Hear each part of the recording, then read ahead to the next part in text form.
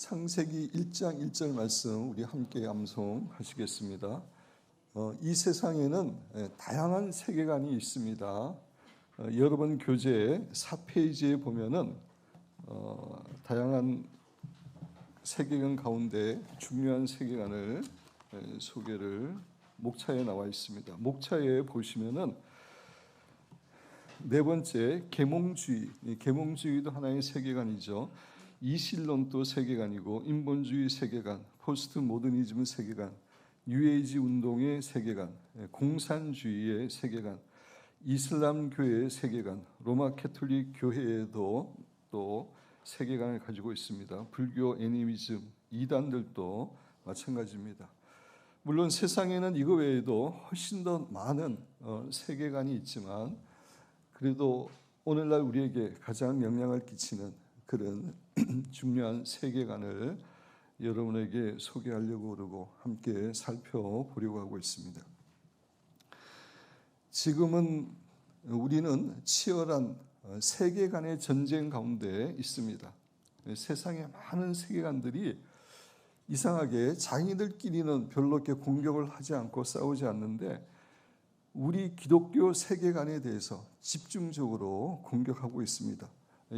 기독교의 세계관, 기독교의 진리를 파괴하기 위해서 여러 세계관이 집중적으로 공격하고 있는 그런 상황입니다.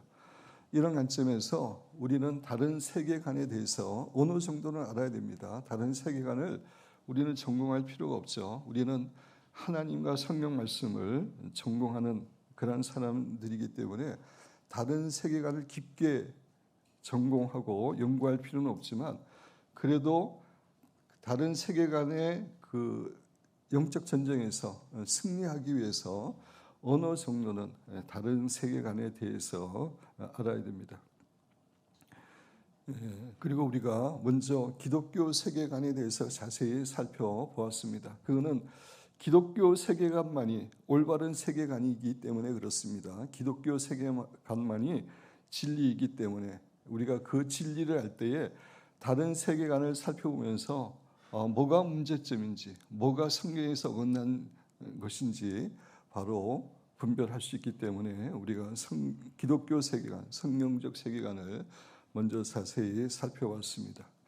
그래서 오늘은 그 세계관 가운데 계몽주의에 대해서 계몽주의가 어떠한 주장들을 하고 있고 그것들이 성경적으로 봤을 때 어떠한 문제가 되는지 살펴보기를 원합니다.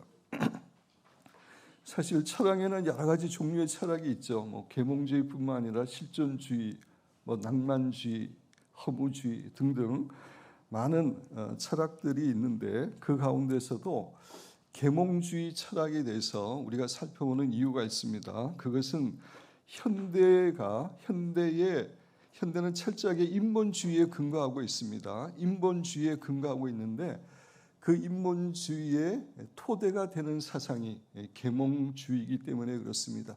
계몽주의를 통해서 인본주의가 이 세상에 자리 잡게 되었고 오늘날 같이 철저하게 인본주의 사회가 되었기 때문에 계몽주의에 대해서 우리가 함께 살펴보려고 합니다.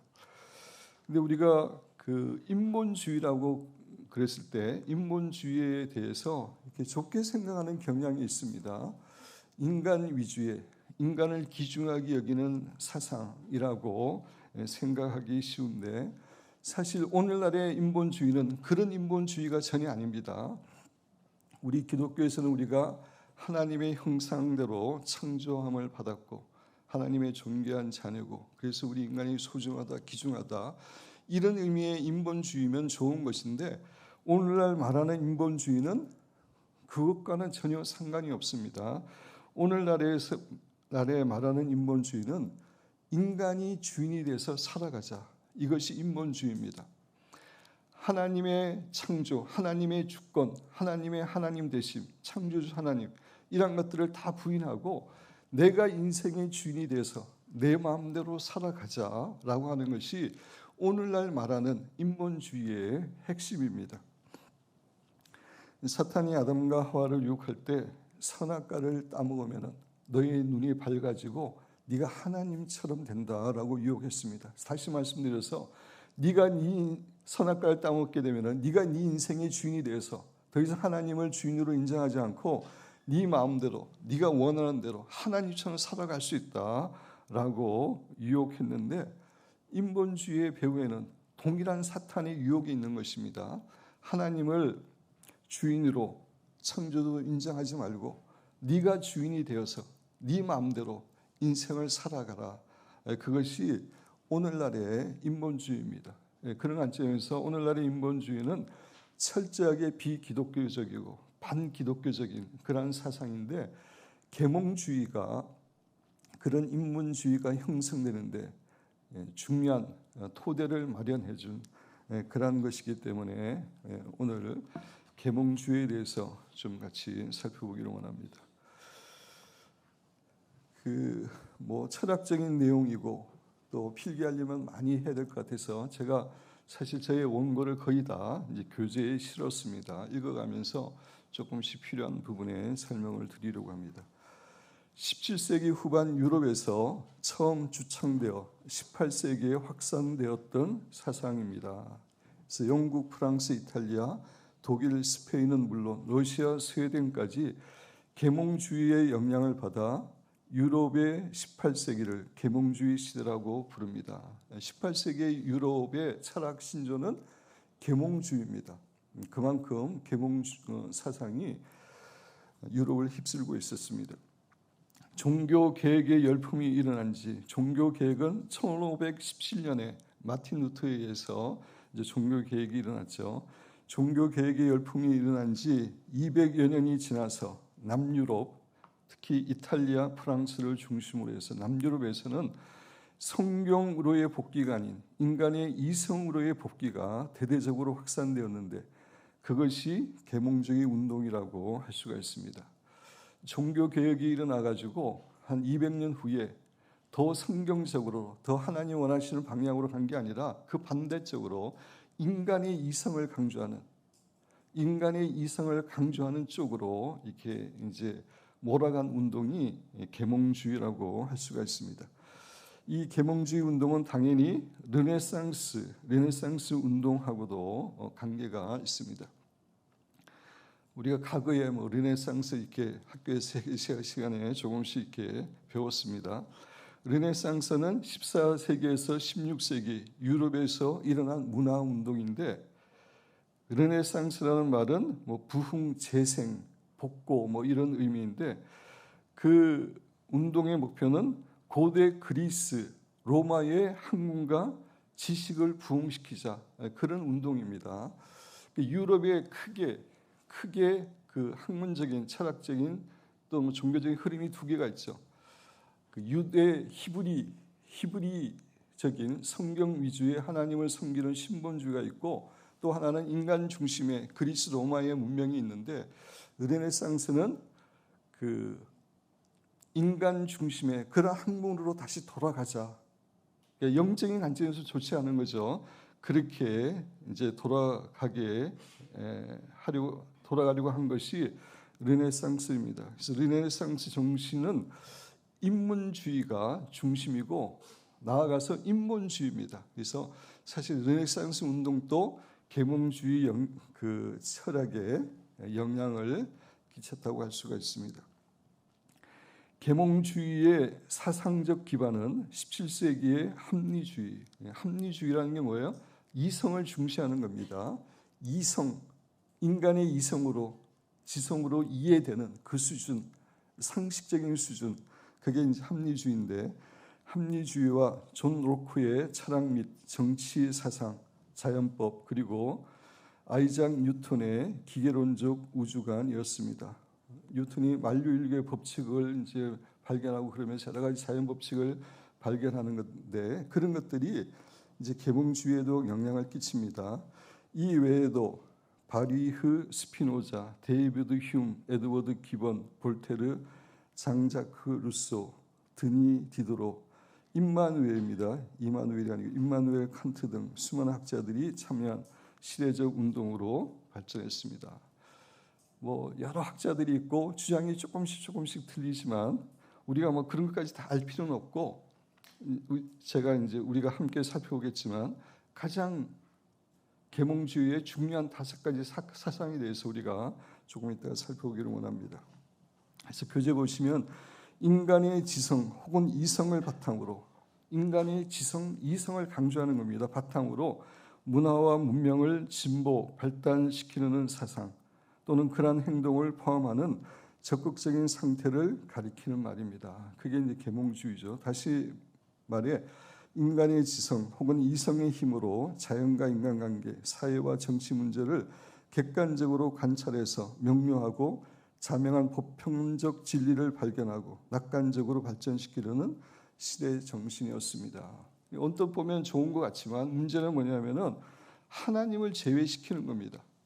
인간의 이성을 강조하는 목적은 하나님을 제외시키고 성경을 제외시키고 계시를 제외시키고, 그래서 인간 중심의 인간 수준의 그런 것을 추구하는 사상이 계몽주의입니다.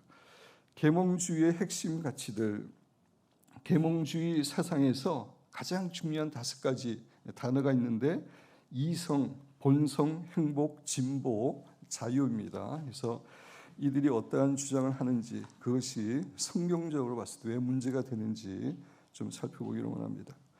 첫째, 이성을 중시하는 그런 관점입니다. 계몽주의의 핵심은 이성주의이며 이성의 힘에 의해 인간은 우주를 이해하고 자신의 상황을 개선할 수 있다고 하는 것입니다. 이성을 가지고, 우리 인간은 이성을 가지고 있는데 이성의 힘에 의해서 우주를 이해하고 자신의 상황도 개선할 수 있다.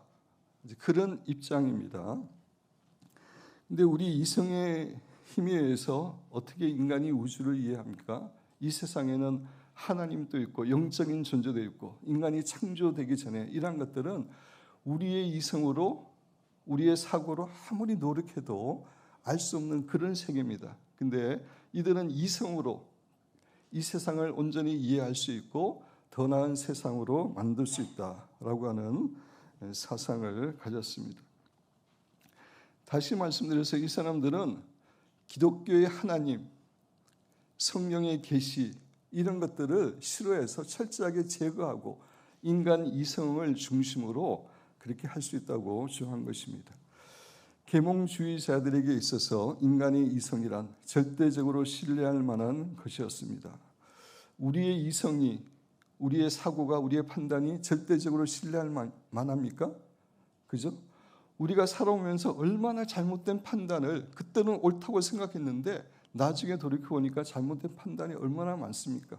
또 우리의 이성이 하나님도 아니고 얼마나 제한되어 있고 지식도 그렇고, 근데 이 사람들은 이성이 절대적으로 신뢰할 만하다라고 생각한 겁니다. 이게 성경적으로 봤을 때 절대적으로 잘못된 거죠. 실제적으로도 그렇고 성경적으로 봤을 때도 성경은 우리의 인간의 생각을, 이성을 그렇게 신뢰하지 않습니다. 이제 말씀을 찾아보면 알겠지만, 그래서 그들은 인간의 이성이 합리적인 것을, 그러니까 이성 수준의 그 상식적 수준의 합리적인 것을 지향할수록 인간의 삶과 정신은 점점 더 풍요로워질 것이라고 믿었습니다. 이런 의미에서 계몽주의는 이성을 통해 사회의 무지를 타파하고 현실을 개혁하자는 일종의 사상 운동이었다고 할 수가 있습니다. 이성에 최고의 권위를 두는 겁니다. 이성을 가장 귀한 것으로 여기는 것입니다. 기독교적인 입장에서 보면은 이게 문제가 많은 거죠. 창세기 6장 5절 여호와께서 사람의 죄악이 세상에 가득함과 그의 마음으로 생각하는 모든 계획이 항상 악할 뿐임을 보시고, 물론 우리 인간의 이성 안에 때로는 바른 생각을 할 때도 있지만 우리 안에는 원죄가 있죠. 그죠? 원죄가 있고, 그래서 그 인간의 이성이라는 게 타락되어 있습니다. 악한 겁니다. 그러한 것들을 인정하지 않는 겁니다. 계몽주의는 의식적으로 그걸 거부하는 겁니다. 시편 94편 11절 여호와께서는 사람의 생각이 허무함을 아시느니라. 우리의 생각, 이성 얼마나 틀릴 때도 많고 제한되어 있고 하나님은 다 아시는 거죠. 이사야 55장 8절 9절 이는 내 생각이 하나님의 생각이 너희의 생각과 다르며 내 길은 너희의 길과 다름이니라. 여호와의 말씀이니라. 이는 하늘이 땅보다 높음같이 내 길은 너희의 길보다 높으며 내 생각은 너희의 생각보다 높음이니라. 하나님이 갖고 계시는 생각들, 하나님이 갖고 있는 길은 우리 인간의 이성으로 생각하는 것하고 차원이 다르다는 겁니다. 하늘과 땅 차이만큼. 그런 관점에서 그 인간의 이성에 가장 높은 권위를 두는 것, 그거는 비성경적이고 어리석은 거죠. 그래서 로마서 8장 14절 무릇 하나님의 영으로 인도함을 받는 사람은 곧 하나님의 아들이라. 그래서 진정한 하나님의 사람은, 지혜로운 사람은 성령님의 인도함을 받아야 된다는 것입니다. 우리의 이성의 수준에 살아가는 것이 아니라 성령님의 인도함을 받아서 살아가는 것, 그것이 하나님의 사람들이고 우리 그리스도인이 해야 될 그러한 이름을 성경은 교훈해 주고 있습니다. 그래서 여기 보시면은 우리가 주님 안에서 가장 복된 인생을 살아갈 수 있는 그런 때는 우리의 영이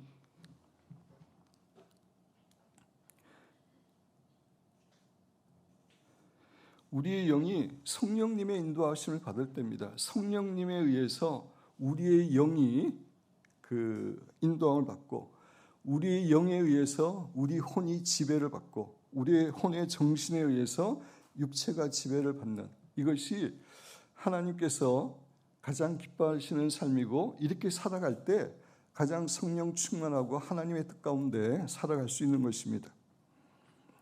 그런데 이 계몽주의는 성령님 영이라고 하는 것은 인간이 그 삼분법으로 설명할 때 영과 혼과 육체로 이루어졌는데, 영이라고 하는 것은 그 하나님을 알 수 있는 기관을 의미합니다.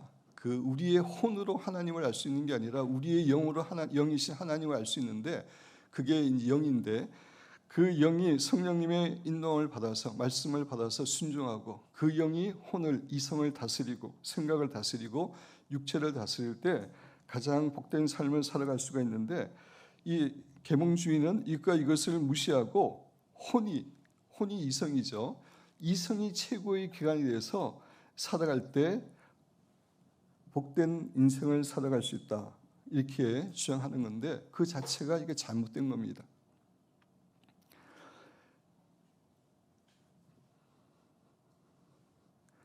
제가 그 성령님의 반응하는 삶에 대해서 설교를 했을 때 감정에 반응하는 삶이 있고 이성에 반응하는 삶이 있고 성령님에 반응하는 삶이 있다고 말씀을 드렸습니다. 우리가 감정에 따라 움직이면은 거의 99% 이상 100% 거의 실수하고 하나님의 뜻에 반하는 그런 삶을 살게 됩니다. 이성에 반응하는 삶도 뭐 제가 이제 제 나름대로 50%라고 이야기하는 겁니다. 많은 경우에 잘못된 인생을 살아가게 됩니다. 이성이라는 것도. 그래서 우리는 성령님께 반응하는, 성령님의 인도하심을 받을 때에 100% 온전한 크리스찬의 삶을 살아가게 되는 거죠. 그래서 이성에 따라 살아갈 때 이제 우리가 잘못된 선택을 할 때가 많은데, 제가 대표적으로 예를 드는 게 10명의 정탐꾼들이죠. 그죠? 모세가 12명의 그 정탐꾼을 가나안 땅을 정탐하라고 보냈습니다. 근데 10명의 정탐꾼은 지극히 합리적인, 상식적인 판단을 합니다. 그곳에 경관진들이 있고, 아주 경관진들이 있고, 그곳에 거인족속들이 살고 있고, 그들이 갖고 있는 무기가 좋고, 그래서 우리는 가나안 땅을 정복하는 것이 어렵다, 힘들다. 이거는 지극히 상식적인, 합리적인 그런 반응입니다. 근데 그 사람들 다 어떻게 됐습니까? 10명의 정탐꾼은 그 다음날 하나님의 이제 그 사람들을 통해서 이스라엘 백성들이 절망하고 낙심하게 되었고, 그 다음에 바로 즉시 하나님이 다 죽이셨습니다. 우리의 상식이라는 게, 합리성이라는 게 우리의 믿음과 신앙생활하고 이렇게 맞지 않을 때가 너무나 많이 있습니다. 우리의 믿음 생활이라고 하는 것은 우리의 합리적인 수준을 훨씬 넘어서서 하나님의 지혜, 하나님의 능력, 하나님의 기적, 이런 차원의 신앙생활이잖아요.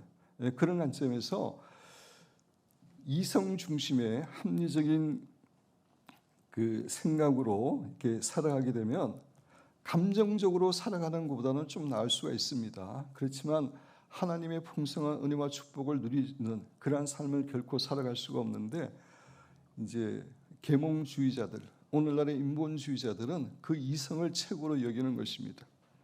근데 그게 아까도 말씀드린 것처럼 의도적으로 그러는 거예요. 하나님을 인정하지 않고 성경을 인정하지 않기 위해서 그냥 이성의 최고의 그 점수를 두는 것입니다. 성경적으로 보면은 결코 복된 삶을 살아갈 수 없는 것입니다. 두 번째, 본성. 계몽주의자들은 인간의 본성을 선하는 것이라고 믿었으며, 따라서 인간이 추구하려고 하는 모든 것은 아름답다고 생각했습니다. 인간이 타락하기 전에는, 선악과를 따먹기 전에는 인간의 본성이 선하게 창조되었죠. 그것은 사실이지만 인간이 선악과를 따먹음으로 말미암아 이 세상과 인간에게 타락이 오게 되었습니다. 원죄가 생겨나게 되었고 본성이 부패되었습니다. 그래서 기독교 세계관에서 제일 중요하게 여기는 사건이 뭐라고요? 창조가 있고 타락이 있습니다. 인간의 타락, 그 다음에 후속, 완성. 인간이 타락하게 되므로 에덴 동산이 지금 같은 세상이 된 겁니다. 그런데 이 사람들은 인간의 타락을 부인하는 겁니다. 인간이 타락한 적이 없다. 인간이 죄성을 갖고 태어나지 않는다. 선하다.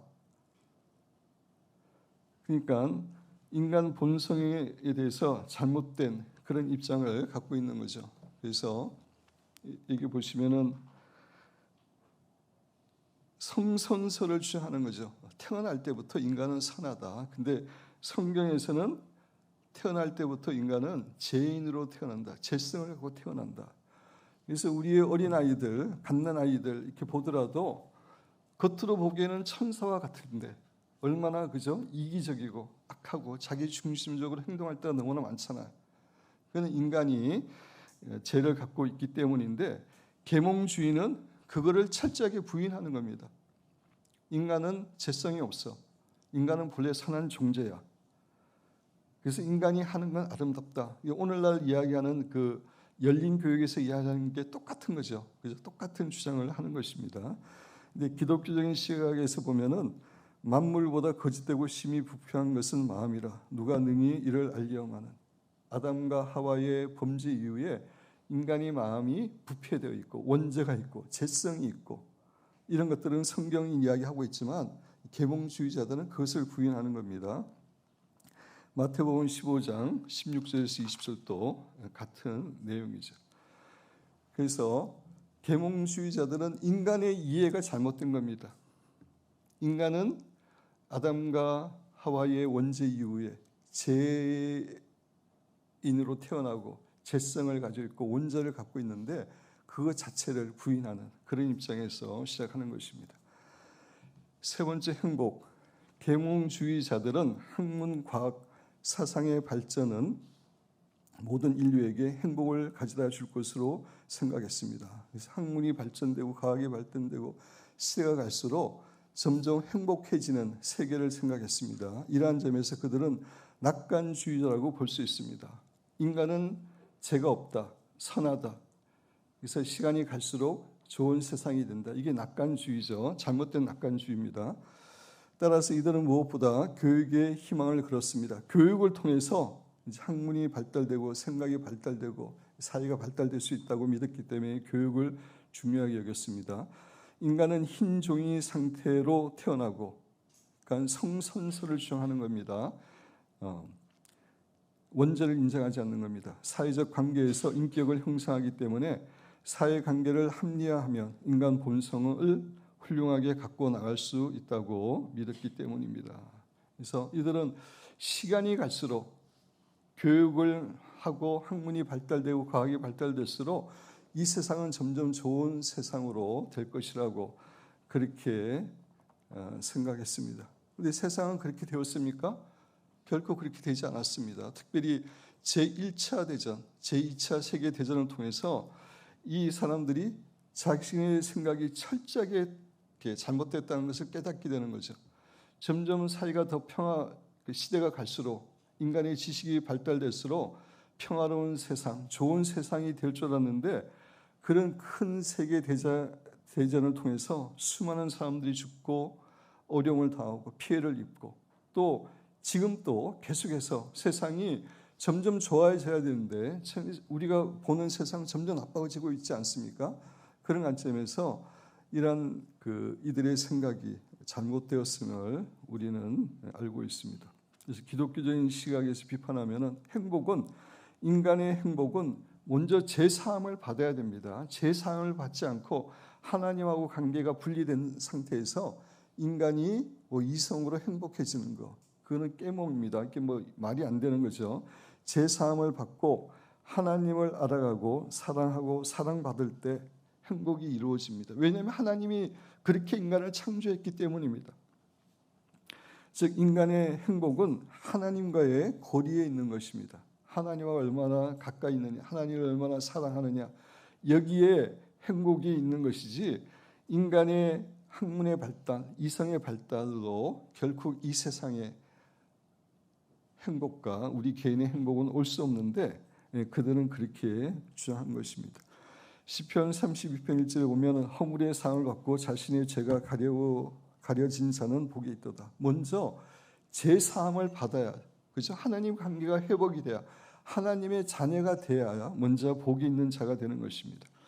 시편 1편 1절 3절 복 있는 사람은 악인들의 꾀를 따르지 아니하며 죄인들의 길에 서지 아니하며 오만한 자들의 자리에 앉지 아니하고.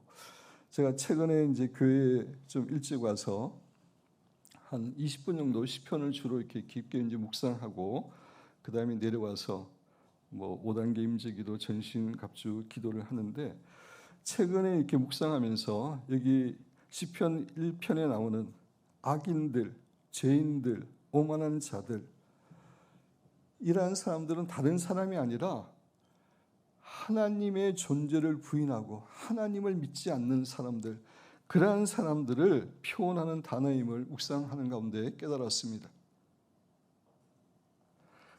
여러분 교재에 오늘 성경 구절 여러분에게 드린 게 있죠, 그죠? 여러분 성경 구절 드린 것 가운데 제일 마지막에 보면은 악인은 그의 교만한 얼굴로 말하기를 여호와께서 이를 감찰하지 아니하신다며 하나님이 지켜보지 않는다 하며 그의 모든 사상에 하나님이 없다 하나이다.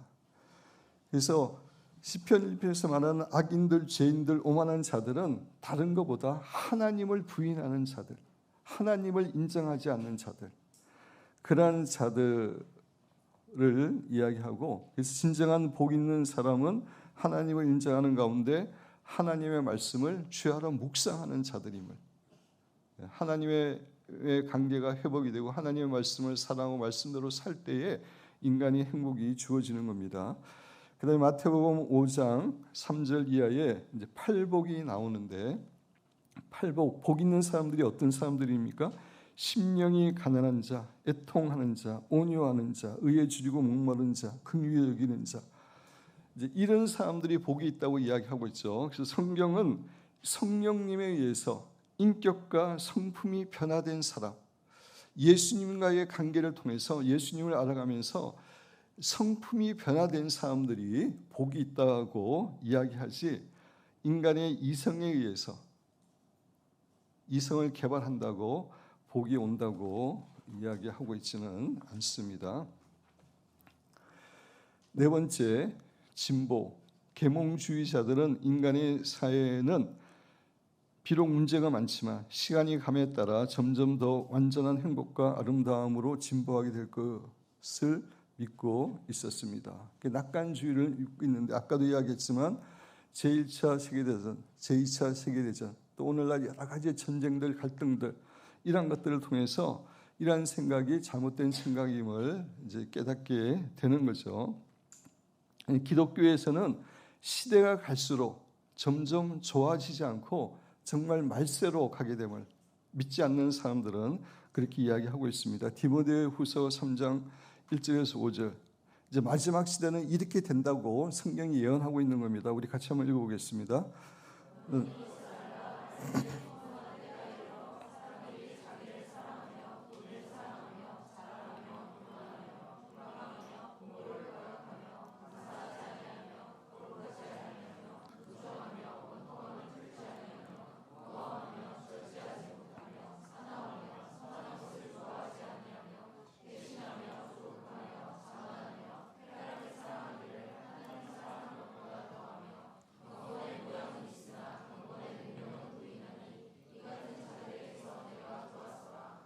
성경은 우리 인간이 타락한 존재임을 이야기하고 있습니다. 죄성을 이야기하고 있습니다. 뿐만 아니라 이 세상에는 이 세상을 악으로 점점 타락시키려고 하는 사탄의 세력이 있는 거죠.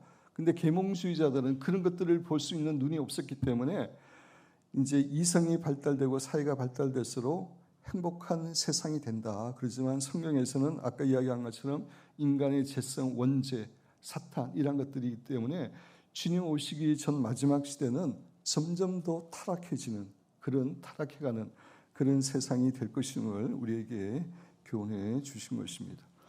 다섯 번째, 자유와 관용과 평등을 중시했습니다. 계몽주의자들은 인간의 자유, 종교의 자유를 강조했는데 우리 기독교에서도 자유가 너무나 중요하죠. 그죠? 죄로부터의 자유, 사탄으로부터의 자유, 진정한 주님 안에서 누리는 자유, 이게 자유가 중요한데 자유의 개념이 틀리는 겁니다. 계몽주의자들은 하나님으로부터 자유, 성경의 말씀으로부터 자유, 지 마음대로 살겠다고 하는 그런 자유고 성경은 그런 자유가 아니죠. 주님을 섬김으로, 사랑함으로, 주의 말씀을 순종함으로 누리게 되는 자유. 그래서 같은 자유, 평등을 쓰지만 기독교에서 말하고 있는 그런 개념과는 사실 차이가 있습니다. 계몽주의자들은 인간의 자유, 종교의 자유와 관용, 평등에 매우 중요한 가치를 두었습니다. 유럽의 중세 시대를 지배한 전제군주, 그 당시는 다 왕들이 있었죠. 그 당시에 이제 사상 중에 하나가 왕권 신수설이라고 여러분 들어보셨습니까? 모든 왕권은 하나님께로부터 받았다. 그게 이제 그 당시에 이제 시대적으로 갖고 있었던, 그래서 왕권에 대해서는 이제 도전하려고 하지 않은 그런 시대였는데 존 로커라든지 이러한 사람들은 인간의 평등과 자유가 더 중요하고 그것을 제한하는 왕권이라면 그거는 이제 타파해야 된다. 그래서 이제 혁명 같은 것들이 일어나게 된 겁니다. 전제군주와 로마 가톨릭 교회와 신학의 족쇄로부터 인간 이상의 해방을 주장했습니다. 계몽주의자들은 이전 세기의 비합리성, 독단성, 불분명성, 미신에 맞서 싸웠고 잘못된 것들하고 싸운 거는 그건 좋은 겁니다. 그로 인해 종교적, 정치적 박해를 받았습니다. 이러한 노력들은 18세기 말에 발생한 미국 독립전쟁과 프랑스 혁명에 큰 영향을 미쳤습니다. 미국의 독립전쟁, 프랑스 혁명은 결국 이 계몽주의 사상에서 왕권 신수설을 이렇게 부인하고 인간의 자유와 평등을 강조함으로 이제 이런 혁명들이 일어나게 된 것입니다. 그래서 시간이 흐른 오늘날에도 현대인들의 기본적인 세계관에는 계몽주의적 사고가 상당 부분 내재되어 있습니다. 그래서 오늘날 가장 이제 특징적인 사상의 특징이 인본주의인데 그 인본주의가 이 계몽주의의 토대로 해서 여기서부터 이제 발전이 되어 왔다. 그거를 여러분에게 말씀을 드리는 것입니다. 기독교적인 시각에서 비판한다면 거듭나지 못한 인간의 힘으로는 진정한 자유와 관용, 평등이 이루어지지 않습니다. 주님을 만나고 주님 안에서 변화되고 인격이 성숙해야지 그것이 되지. 그런 재용서함 받지 못하고 마음의 미움과 불안과 이런 것들이 있는 상태에서 진정한 자유와 평등은 누릴 수 없습니다. 그 다음에 스가랴서 4장 6절은 오직 성령으로 된다고 이야기했습니다. 인간의 이성이나 노력이나 이런 것들로 진정한 자유와 평강을 누리지 못하고 오직 성령님을 통해서 누리게 되는 것입니다. 그래서 그 계몽주의의 가장 중요하게 여기는 5가지 중심 사상을 이렇게 살펴봤지만 성경적으로 봤을 때 다 문제가 있는 것들입니다. 정상적인 것이 아니고 또 어떤 의미에서 이들이 의도적으로 성경을 비판하고 하나님을 제외시키기 위해서 이런 주장을 하게 된 겁니다. 두 번째, 계몽주의가 세상에 미친 영향. 인문과학과 사회과학은 세상의 관점에서 많이 발전되었습니다. 이성을 이제 강조하다 보니까 그런 이제 학문들이 발전되어 있지만 그렇지만 성경을 제외하고 성경의 진리를 제외하고 인간의 이성에 의해서 이제 학문을 추구했기 때문에 거짓 진리들도 너무나 많은 거죠. 그래서 오늘날 심리학 같은 거 보면은 프로이드의 그런 뭐 심리학이나 이런 것들이 근본이 다 비기독교적인 것입니다. 그래서 심리학이 발달됐다고 그러지만 그 중에 진리는 사실 얼마 되지 않아요. 심리학뿐만 아니라 많은 그 학문들이 그렇습니다. 두 번째, 유물론이 탄생합니다. 이제 하나님을 제외하고 성경을 제외하고 그러니까 이 세상은 물질로만 이루어져 있다까지 주장까지 나오는 겁니다. 공산주의 사상이 나오는 겁니다. 세 번째, 자연과학이 많이 발달되었습니다. 수학과학, 의학, 뭐 좋은 점에서 발달되는 것은 이제 또 좋은 거지만 이제 하나님을 제외하다 보니까 진화론 같은 말도 안 되는 그런 또 거짓된 그런 것들이 나와서 오늘날 이렇게 나쁜 영향을 끼치게 된 것입니다. 계몽주의가 교회와 신학에 미친 영향이 있는데 첫째, 교회의 신앙 중심의 세계관으로부터 이탈시켰습니다. 그전에는 하나님 중심, 성경 중심, 계시 중심 이게 이제 신앙생활인데 이성을 강조하다 보니까 그런 것들부터 이탈시키는 이제 모든 기독교가 다 그렇게 됐다는 게 아니라 이제 일부 기독교가 이제 자유주의 신학으로 빠지게 되는 것입니다. 이성을 더 중요하게 여기는, 이성을 성경보다 더 중요하게 여기는, 하나님보다 더 중요하게 여기는 그런 자유주의 신앙으로, 잘못된 신앙으로 빠지게 되는 거죠. 그래서 전통 권위로부터 이성의 독립, 이성이 신앙과 계시 위에 올라가게 되었습니다. 성경이 우리의 생각과 사고와 이성을 판단하고 교정해주고 이렇게 돼야 되는데 이성을 가지고 성경을 도리어 판단하는 것입니다. 성경에서 이 사실은 이성적으로 볼 때 기적은 이거 믿을 수 없어. 부활은 믿을 수 없어. 성령 잉태 믿을 수 없어.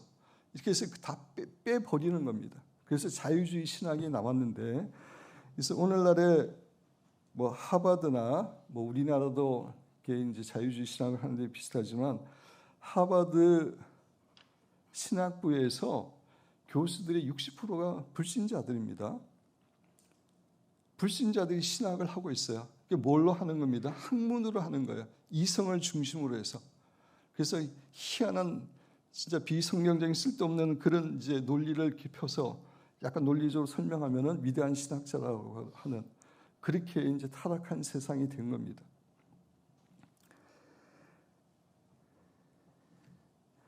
세 번째, 기적의 가능성 부정. 그러니까 이성을 강조하다 보면은 합리적인 것, 상식적인 것만 강조하기 때문에 기적, 이사 이런 것들을 인정할 수가 없는 겁니다. 그죠? 이성적으로 봤을 때 그건 있을 수 없는 일이니까. 그래서 그런 기적의 가능성을 부정하고 네 번째, 초자연적인 신적 계시론을 비판합니다. 성경이 하나님의 계시에서 주어졌던 것. 이성적으로는 그게 불가능하니까 그런 것들을 다 비판하는 것입니다. 원죄 교리의 부인, 인간 본성의 전체 부패로는 인간 능력에 대한 비관주의를 조장한다. 또 사회 발전에 저해가 된다. 이렇게 죄책감을 가지게 하고 더 이렇게 도움이 안 된다. 그래서 원죄 교리를 자기들 마음대로 부정하는 것입니다. 부정한다고 그게 없어지는 게 아니죠. 그죠? 근데 그렇게 부정하는 것입니다. 여섯 번째, 신의 전능성과 악의 공존을 모순으로 비판합니다. 전능하신 하나님이 통치하고 계시는데 어떻게 이 세상에 악이 존재하느냐, 불의가 공존하느냐. 그러면서 비판하는 것인데 이 부분에 대해서는 좀 중요한 내용이어서 제가 성경과 고난이라는 책을 이렇게 가져오라고 말씀드렸습니다. 그 부분에서 좀 설명을 드리기를 원합니다. 성경과 고난 책 안 가져오신 분만 손들어 보시기 바랍니다. 좀 우리 재우 형제가 다 나눠 드렸습니까? 예.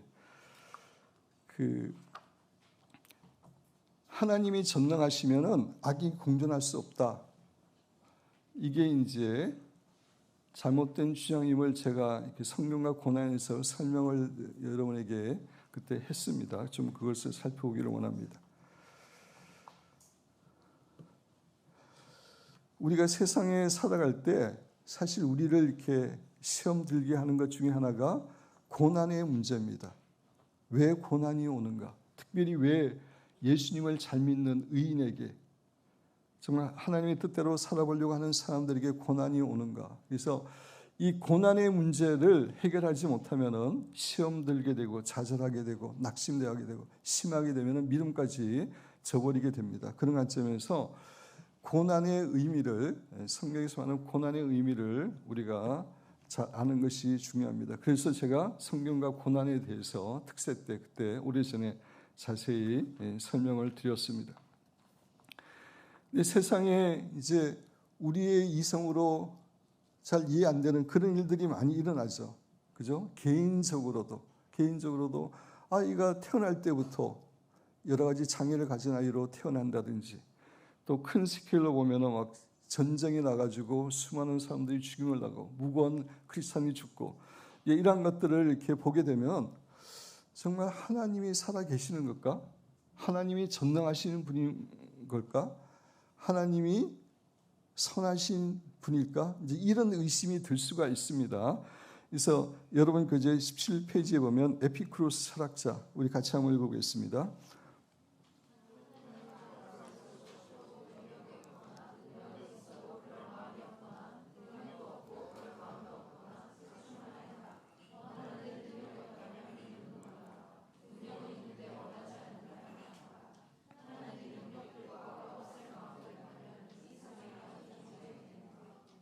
이 세상에 있는 그 불의들, 악들 이런 것 때문에 이제 하나님의 전능하심과 선하심을 의심하게 많은 이제 불신자들이 의심했는데 신자들조차에도 그런 생각이 들 수가 있습니다. 그래서 제가 이제 그때 설명을 드렸는데 첫 번째 보면 하나님께서 이 세상에 발생하는 고난과 불행한 사건들을 다 막지 못하는 것을 볼 때 하나님은 전능하신 하나님이 아니지 않을까?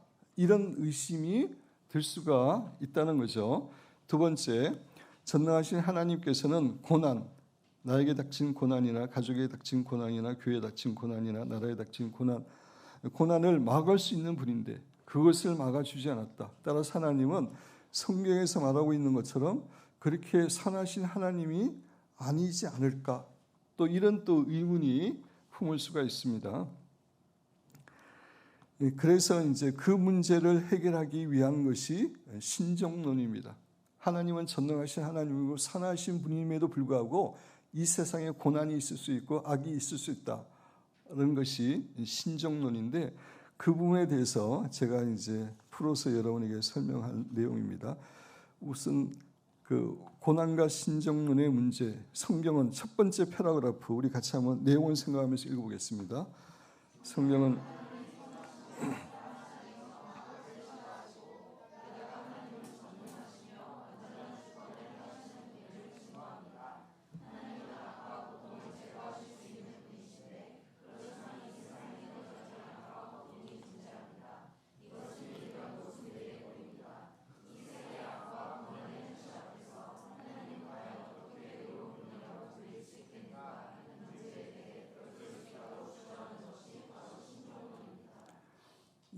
이 세상에 악이 있음에도 불구하고 하나님은 전능하신 분이고 선하신 하나님이십니다 라고 설명할 수 있는 게 신정론입니다. 그래서 여러분 교재 보면은 하나님의 전능하심과 고난의 문제는 양립될 수 있다라고 말씀을 이렇게 되어 있습니다.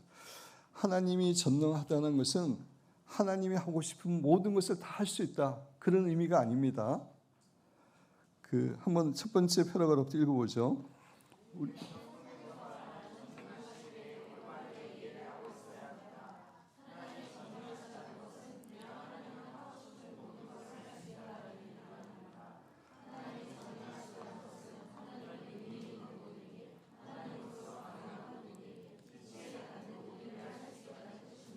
그 다음에 읽어보겠습니다.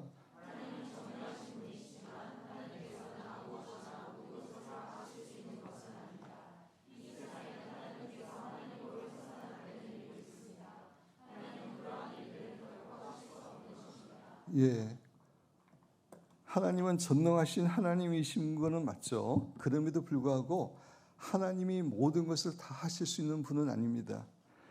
이제 그 교재 읽어보시면 설명이 나왔지만 제가 여기 이걸 통해서 설명을 드리면은 하나님이 여러 가지 약속을 하시죠. 성경에 우리들에게 약속을 하셨는데 내가 이렇게 해주겠다. 약속한 거 반대되는 일을 하실 수 있습니까?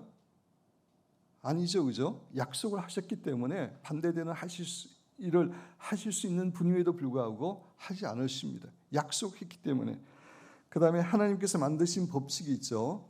자연 법칙이 있고 영적인 법칙이 있습니다. 하나님은 자신이 그 법칙들을 만들었는데 본인 일부러 막 깰까요? 깨시지 않으십니다. 하나님이 우리를 위해서 만드신 법칙이기 때문에 존중하는 거죠. 그 다음에 하나님의 성품과 반대되는 일을 하실 수 있을까요? 하나님은 선하신 분인데 악한 일을 하실 수 있을까요? 그런 일을 못하는 겁니다. 그 다음에 인간의 자유의지를 줬죠. 자유의지를 줬다는 것은 우리가 죄를 범할 수 있는 가능성이 있음에도 불구하고 우리에게 자유의지가 없다면 우리는 로봇이나 인형과 같은 그런 존재가 되는데 로봇과 인형과 같은 존재하고 깊은 인격적인 사랑의 교제를 할 수 있습니까? 없죠, 그죠? 자유의지가 있어야지만이 하나님하고 친밀한 사랑의 교제가 가능한 겁니다. 그런 관점에서 인간의 자유의지를 주셨는데 인간의 자유의지를 주어놓고 인간의 자유의지를 완전히 무시하는 그러한 일을 하시는 것은 아닌 겁니다. 이해되세요? 그래서 하나님의 전능하심은 모든 것을 할 수 있는 것이 아니라 하나님이 약속하신 것 안에서 최선을 다하시는 전능하심입니다. 그래서 하나님이 어떤 일을 하실 때 하나님의 약속이나 만드신 법칙이나 성품이나 인간의 자유의지와 반하는 그런 행동은 결코 하지 않으시는 겁니다. 예를 들어서 왜 세계 제2차 대전을 하나님께서 막아주시지 않았는가 이렇게 이제 우리는 불평할 수 있는데 하나님께서 그 세계 제2차 대전을 막아주신다면 하나님은 공평한 분이라서 세계 제1차 대전 모든 전쟁들 모든 갈등들을 다 막아주셔야 됩니다. 그러면 하나님께서 만드신 법칙에 어긋나나요? 안 어긋나나요? 인간의 자유의지에 반한 거죠. 하나님이 만드신 법칙에 반대되는 것입니다. 그러한 일을 하실 수가 없는 겁니다. 이해되세요? 어떤 사람의 질병을 왜 이 질병을 고쳐주지 않았는가? 그런데 하나님이 어떤 사람의 질병을 고쳐준다면은 모든 사람을 동일하게 다 질병을 고쳐줘야 됩니다. 인간이 아무리 나쁜 일을 하고 자기 몸을 학대하고 그래도 병에 걸리지 않아야 돼요. 근데 그거는 하나님이 만드신 창조 원리하고 반대되는 거죠. 그래서 하나님께서는 이런 것들 때문에 자유롭게 행하실 수 없는 부분이 있다는 겁니다. 하나님께. 그럼에도 불구하고 하나님께서 자연 법칙을 뛰어넘어서 기적을 행하시는 법칙은 그런 영적인 법칙인데 간절히 하나님께 부르짖어 기도할 때에 하나님께서는 그런 자연 법칙을 초월해서 기적을 베푸시고 이적을 베푸시는 그것은 영적인 법칙입니다. 영적인 법칙은 자연의 법칙을 뛰어넘는 거기 때문에 그런 영적인 법칙에 합당할 때는 기사와 이적이 또 일어나는 겁니다. 이해되세요? 그래서 여러분 교재에 보면은 그 하나님께서 하실 수 없는 게 선을 악이 되게 하실 수도 없고 악이 선이 되게 하실 수도 없습니다. 이론상은 전능하신 하나님이라서 하면 되는 거죠. 그렇지만 안 하신다는 겁니다. 하나님은 둘 더하기 둘은 다섯이라고 하실 수도 없습니다. 진리에 어긋나는 거기 때문에 네모난 원을 만들 수 없는 겁니다. 이게 모순되는 거죠. 하나님은 예수님을 믿지 않고 자신의 주인 되어 마음대로 살았던 사람들을 천국에 보낼 수 없습니다. 영적인 법칙이기 때문입니다. 그래서 이 세상에 여러 가지 이제 고난이 있고 어려움이 당하고 이러한 것들은 하나님이 전능하시지 않아서 그런 게 아니라 하나님의 성품, 하나님이 만드신 법칙들, 인간의 자유의지 이런 것들 가운데서 생기는 거라는 겁니다. 그죠? 하나님의 전능하심과 상관없다는 거죠. 그래서 여러분 교재 보면은 이 세상의 악의 기원은 세상의 악은 인간의 자유의지의 결과로 생긴 겁니다. 영적인 죄는 사탄의 자유의지에서 나온 거고 이 지구의 그 고난과 악은 인간의 자유의지의 남용에서 나온 겁니다. 피터 크리프트 같이 한번 읽어보겠습니다.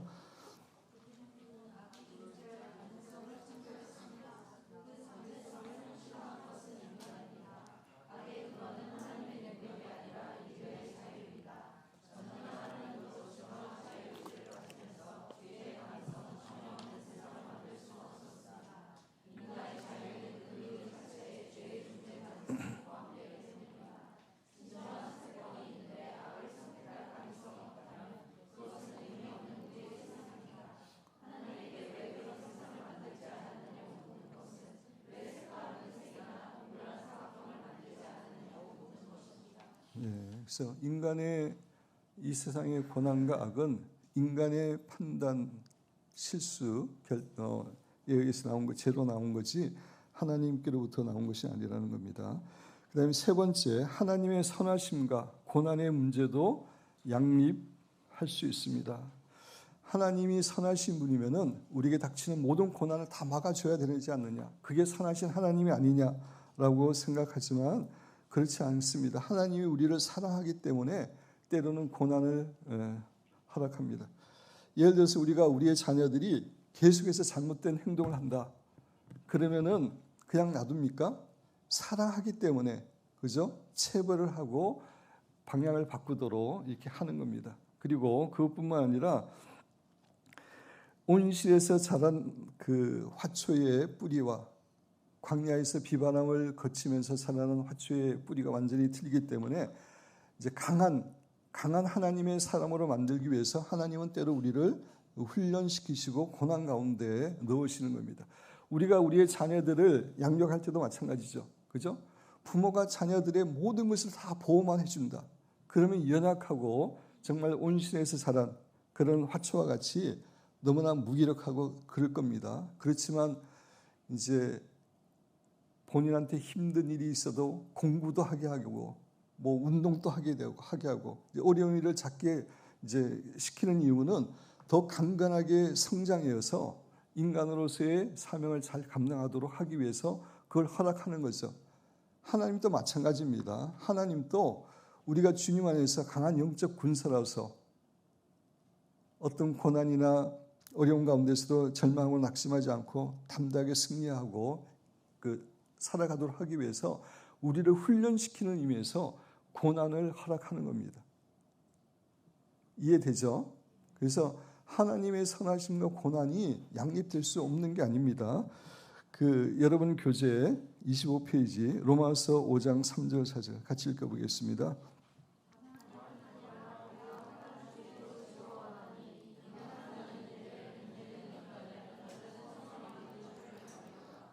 환난과 어려움을 통해서 우리의 인격이 성장하고 하나님의 영적 군사로서 성장하기 때문에 하나님이 허락하시는 것입니다. 예레미야가 3장 33절 같이 읽겠습니다.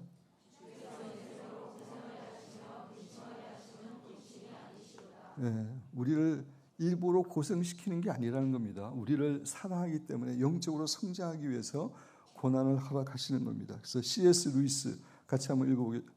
C.S. 루이스보다 그다음 엘리스터 맥그레스 지금 살아있는 세계적인 아주 대표적인 신학자 중에 한 사람입니다. 우리 같이 한번 읽어보겠습니다.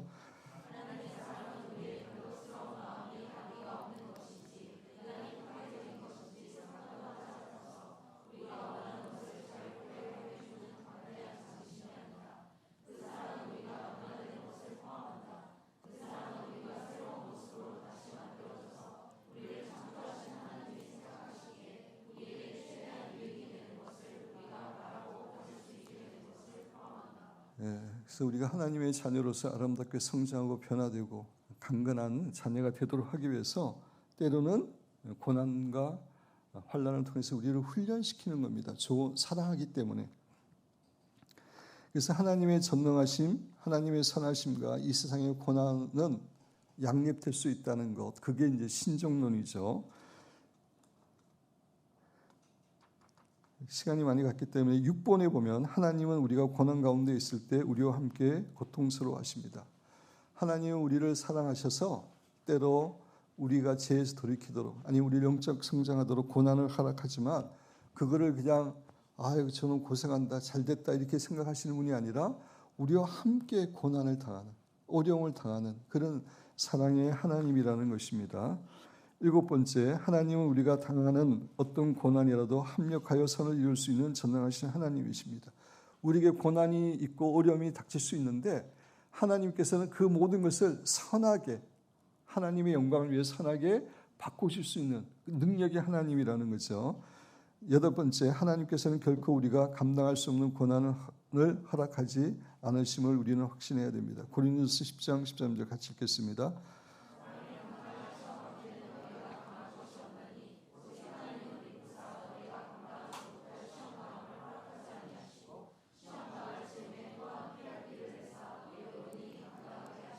네, 때로 고난과 환난을 당하지만 다 이길 수 있는 힘을 주신다는 겁니다. 9번째, 하나님께서는 고난과 악의 문제를 영원히 해결하지 않으시는 것은 아니고 예수님께서 재림하시는 그날 이 세상의 모든 악과 고난을 공의롭게 심판하시고 제거하십니다. 그때까지는 우리의 성적인 성장을 위해서 그냥 고난과 환난을 허락하시지만 이제 예수님이 오시고 천국이 되면은 그런 고난과 환난이 전혀 없는 그런 세상으로 우리를 인도하신다라고 하는 그런 의미입니다. 그래서 다시 기독교 세계관 교조로 가서 계몽주의자들은 신의 전능성, 하나님이 전능하시면 악이 공존하느냐, 모순이다. 이 문제를 해결하지 못했기 때문에 이제 그런 주장을 하게 된 거죠. 그래서 자연재해는 신이 없거나 개입하지 않는다는 증거다. 그래서 여기서 이실론이 나오는 겁니다. 이실론, 제가 이제 다음번에 설명을 하겠지만 성경의 영감을 의심하고 비판적 해석 방식을 등장합니다. 성경이 우리를 비판하고 우리를 고쳐야 되는데 이성으로 성경을 비판하고 해석하는 겁니다. 인간 지자들의 작품으로 세속 문학 작품처럼 해석, 모순과 불일치한 점들에 대한 의문을 제시하고, 그래서 합리주의, 이성에 매여 있기 때문에 그런 이성을 초월하는 계시, 영감 이런 것들을 인정하지 않는 겁니다. 8번째, 예수 그리스도의 신성에 대한 의심, 역사적 예수에 대한 탐구 시작, 성육신, 십자가의 대속적 죽음을 비판, 자기를 희생한 도덕적 모범적 측면만 강조. 그러니까 기적들 다 믿지 않고 예수님이 십자가에서 우리 죄를 위해 돌아가신 것도 믿지 않는데 그 이유는 뭐냐면은 인간을 죄인으로 보지 않기 때문입니다. 인간은 죄 용서를 받은 부분이 없는데 십자가에 괜히 돌아가신 겁니다. 이들의 주장에 의하면 잘못된 거죠. 그래서 이런 계몽주의의 영향으로 이제 일부분에 이제 그 기독교가 영향을 받았지만, 그래서 기독교를 이제 하나님의 계시의 종교, 기적과 이사의 종교로부터 인간의 이성에 가두는 그런 기독교를 만든 겁니다. 그게 자유주의 신학자들입니다. 인간 수준으로 내리는, 인간의 이성으로 합리적인 생각으로 이해되는 그 수준의 신앙생활으로 이렇게 내리게 한 것, 이것이 이제 계몽주의의 영향이 많다는 것입니다. 그래서 일반적으로 세상에서는 계몽주의에 대해서 좋은 거라고 이야기하잖아요. 그죠? 무지와 미신을 타파하고 이성을 강조함으로 학문이 발달시키고 이렇게 좋은 것으로 이해를 하는데, 우리는 이 세상의 모든 사건들을 철학이나 학문도 마찬가지고 영적인 관점에서 해석을 해야 됩니다. 영적인 관점에서 해석하면 계몽주의는 좋은 겁니까? 나쁜 겁니까? 그죠? 하나님으로부터 멀어지게 하고 성경을 부인하게 하고 계시를 부인하게 하고 인간의 이성에 의해서 살게 하는 그런 나쁜 것입니다. 그래서 우리는 그렇게 구분할 수 있어야 돼요. 예를 들어서 스티브 잡스에 대해서도 많은 사람들이 좋게 이야기하고 목사님들 가운데서도 훌륭한 예로 드는 경우가 있는데, 그렇게 해서는 안 되죠. 스티브 잡스가 예수님을 믿었습니까? 예수님을 사랑했습니까? 예수님의 나라를 위해서, 하나님의 나라를 위해서 그가 선한 일을 하려고 했습니까? 전혀 그렇지 않은 사람이죠. 하나님 보시기에는 그냥 지옥에 있는 사람입니다. 우리가 영적인 관점으로 이렇게 판단해야 되는 것처럼 이런 계몽주의, 철학, 역사 이런 것들도 하나님의 관점에서 정말 하나님께 영광을 돌렸는가, 하나님을 사랑함으로 했는가, 아니면 하나님을 배제시키고 자기가 주인 되어서 자기 마음대로 살아가기 위해서 했는가, 그래서 판단해야 되는데 계몽주의는 그런 거라는 겁니다. 그래서 이것이 점점 발달되어서 오늘날의 인본주의가 되어서 더 인간들이 더 마음대로 하나님을 배제시키고 인간 마음대로 살아가게 된 것입니다. 여러분 교재에 보면 시편 2편 1절에서 6절, 제가 최근에 이제 시편을 깊게 묵상하고 있다고 말씀드렸습니다. 시편 2편 이렇게 묵상하는데 이것도 오늘날의 인본주의자들에 대한 그런 말씀임을 이렇게 하나님께서 깨워 주시더라고요. 어찌하여 이방 나라들이 분노하며 민족들이 헛된 일을 꾸미는가? 세상의 군왕들이, 세상의 이제 뭐 정치 지도자 이런 사람들이 나서며 관노들이 서로 꾀하여 여호와와 그의 기름 부음 받은 자를 대적하며 하나님과 예수님을 대적하며, 오늘날 많은 그 정치 지도자들이 하는 게 그거잖아요, 그죠? 대적하고 우리가 그들의 맹 것을 끊고, 하나님께서